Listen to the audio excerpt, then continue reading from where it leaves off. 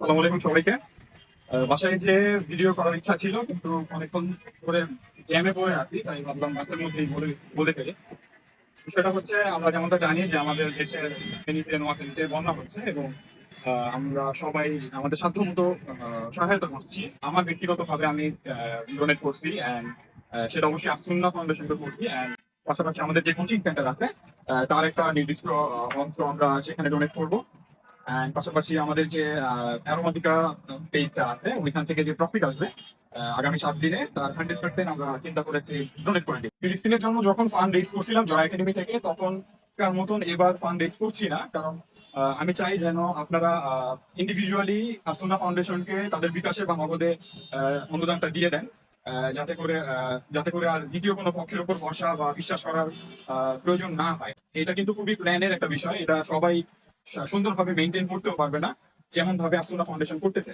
এছাড়াও আরেকটা বিষয়, সেটা হচ্ছে অন্যান্য বিশ্ববিদ্যালয়ের মতন জগন্নাথ বিশ্ববিদ্যালয়ও প্রথম থেকেই বন্যার্থদের সহায়তার জন্য কাজ করে যাচ্ছে। আমার জানা মতে আজকে অব্দি মোটামুটি কোটি টাকার মতন ডোনেশন উঠে গেছে। And এছাড়াও শুধু জগন্নাথ বিশ্ববিদ্যালয়ের শিক্ষক শিক্ষার্থী না, আশেপাশের যত ধরনের পুরান ঢাকার বসবাসকারী আছে, তারাও সেখানে সহায়তা করতেছে এবং প্রত্যেকেই নিজ নিজ জায়গা থেকে সহায়তার হাত বাড়িয়ে দিচ্ছে। অ্যান্ড আজকে অব্দি বিশ্ববিদ্যালয়ে বিভিন্ন পয়েন্টে পয়েন্টে আমি দেখছি ফান্ড রেজ করতেছে। অ্যান্ড আলহামদুলিল্লাহ অনেক ত্রাণ আসছে, কিন্তু সেগুলো পৌঁছে দেওয়াটা এখন বড় একটা চ্যালেঞ্জের বিষয় হয়ে দাঁড়িয়েছে।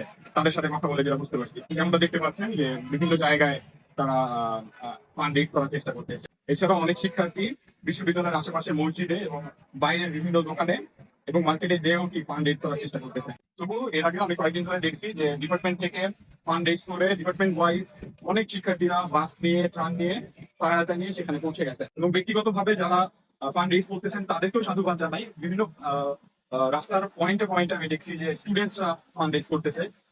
এটা খুবই ভালো একটা বিষয়। আমরা একে অপরের বিপদের সহায়তায়, বিপদে তাদের পাশে দাঁড়াচ্ছি।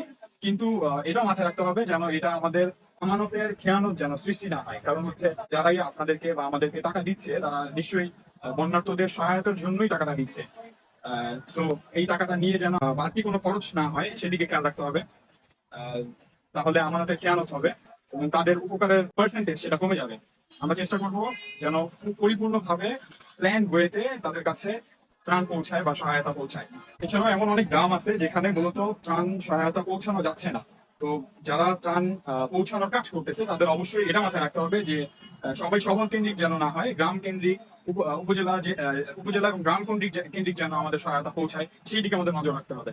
নয়তো অনেক মানুষ হয়তো ত্রাণ থাকার পরেও না খেয়ে মারা যাবে, পানি থাকার পরেও তৃষ্ণার্ত থাকবে।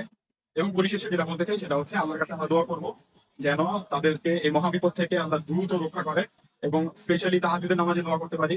এবং এই যে ফ্রাইডে চলে গেল,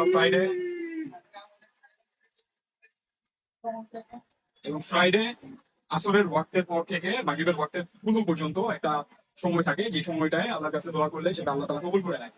কিছু বিশেষ বিশেষ সময়, যে বৃষ্টি হচ্ছে, বৃষ্টির সময় আমরা তাদের কাছে দোয়া করতে পারি বৃষ্টির পানি হাতে নিয়ে।